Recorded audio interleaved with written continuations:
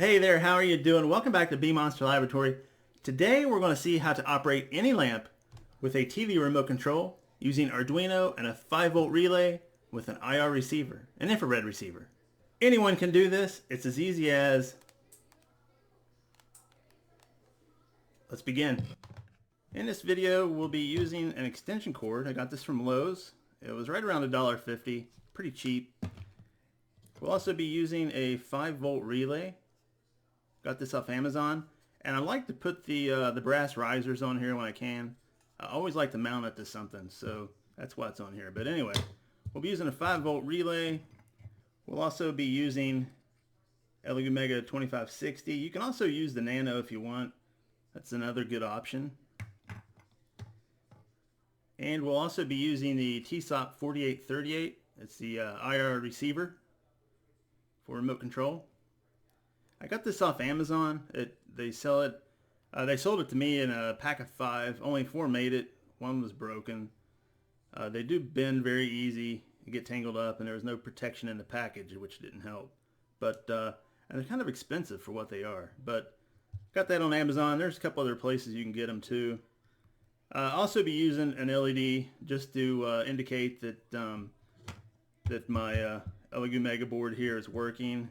So if the light doesn't come on but the LED does, I'll know there's something wrong. Also be using a breadboard and some male-to-male jumper wires. It is very important that anytime you use one of these relay modules that you take precautions to avoid getting shocked.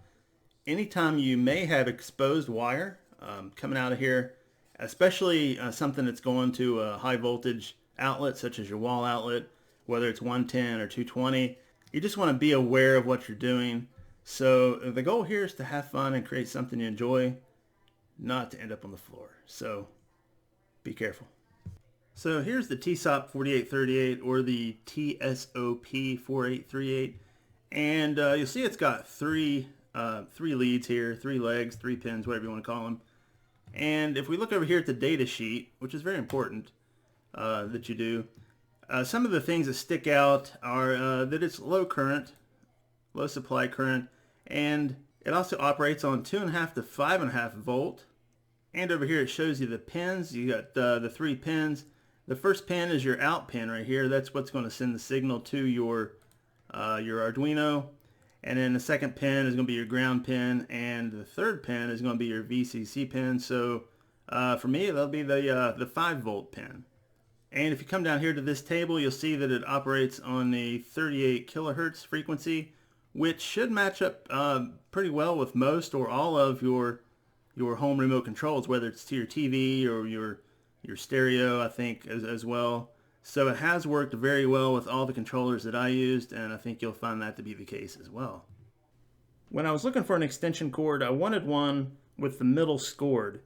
And the reason for that is that I'm not going to cut both wires inside the cord. I'm not going to cut the cord totally in half.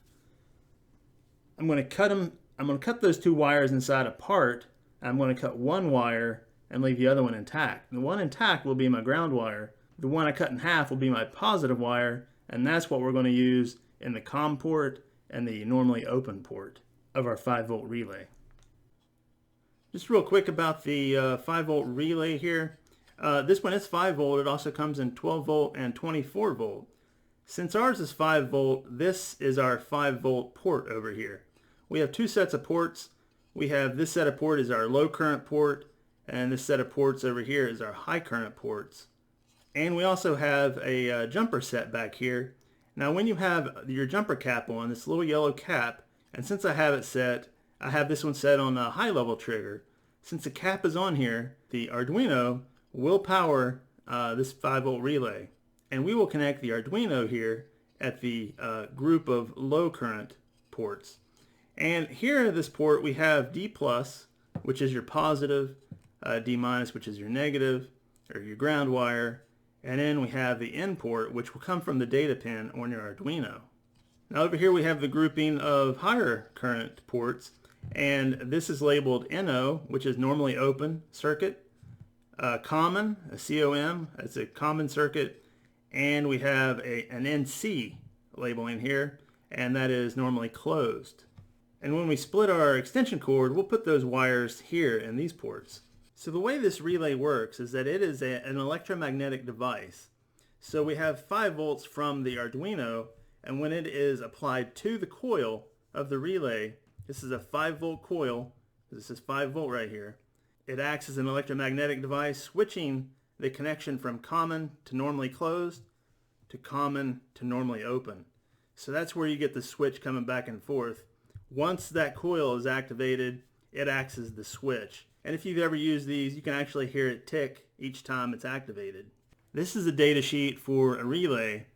And if we come down here, we see that the pull-in voltage for the 5 volt is 75% max. So 75% of 5 volts. So at 3.75 volts, you can activate the switch inside the relay here. You want to be as close to 5 volts as you can, ideally. Over here it says the max allowable voltage would be 120%. So 120% of 5, 6 volts. So you don't want to put any more than 6 volts through here to activate your relay. So before I go ahead and connect my 5 volt relay, I want to go ahead and make sure that all my connections are right. So I'm going to prototype this. I'm supplying ground and positive rail up here from the 5 volt pin and the ground pin of the Elegoo Mega board. Over here I have an LED just to make sure that when the LED comes on it's working correctly. I've got the short pin or the negative pin of the LED connected to a 220 ohm resistor, and that is connected to the positive rail up here. And the positive pin of my LED is connected to pin 13. And over here I've got the TSOP4838, and it is connected, the data pin is connected to pin 11 on my board, and the right pin here is connected to the positive rail, and the middle pin is connected to the ground rail. So very easy to put together, very simple, anybody can do it. Let's go set up the code really quick, which is really easy and simple as well. Alright, so here's the code that we're going to use, and you'll need to download the IR remote.h library, and you can do that up here at the include library, manage library, and you can just type in IR remote.h and then you'll be able to install it from here. So you include that. Down here we've got the IR pin declared as pin 11 and the LED as pin 13. And we come down here and you set your LED as an output. Don't forget to include your serial monitor. That is important. Now what I want to do at this point is go ahead and upload that to my board. So that is uploaded. Now we want to open the serial monitor so we can decode the buttons on our television remote. That's the one I'm using. Using a television remote. So go up here, open up your serial monitor. Aim the remote at your TSOP4838 here. Push a button. Wow, it's question marks. Why would it be question marks? Okay, alright, that one's question mark. They're all question marks. Well, the thing is, I haven't changed the baud speed, right?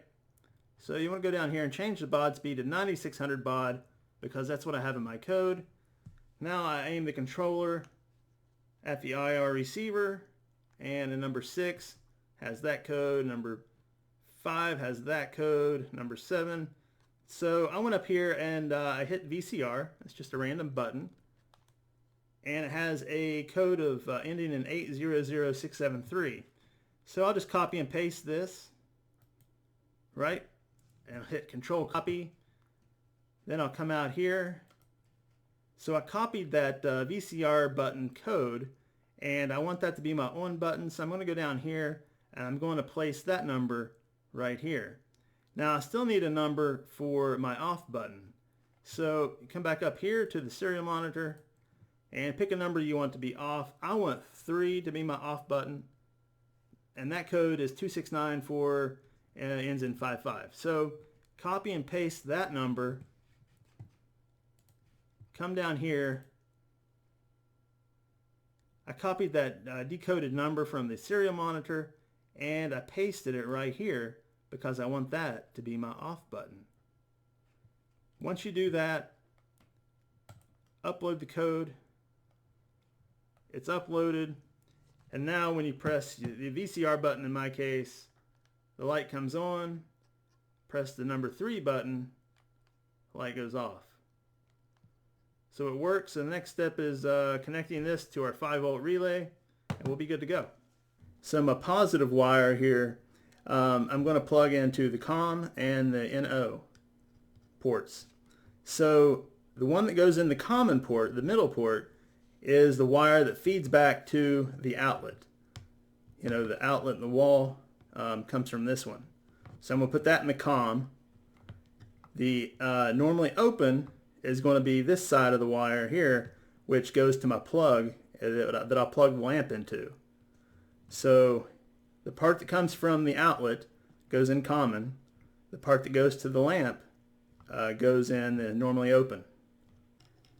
Now the next thing I did was I cut some wires. I have some 22 gauge red, black, and green wire. So I cut that and I clip the ends here. And I'll use that as a kind of a permanent thing for my relay. And I'll run the other end here into my board. So here's what I got after I set everything up.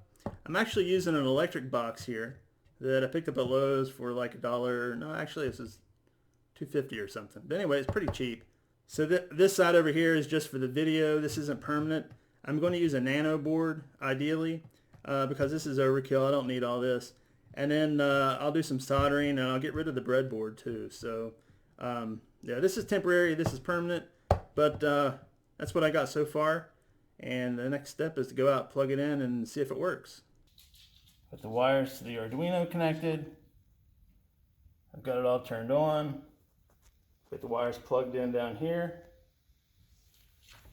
Now a little suggestion, my IR receiver is aimed that way, and I'm aiming that way. So it may be a little tricky unless you're in front of it.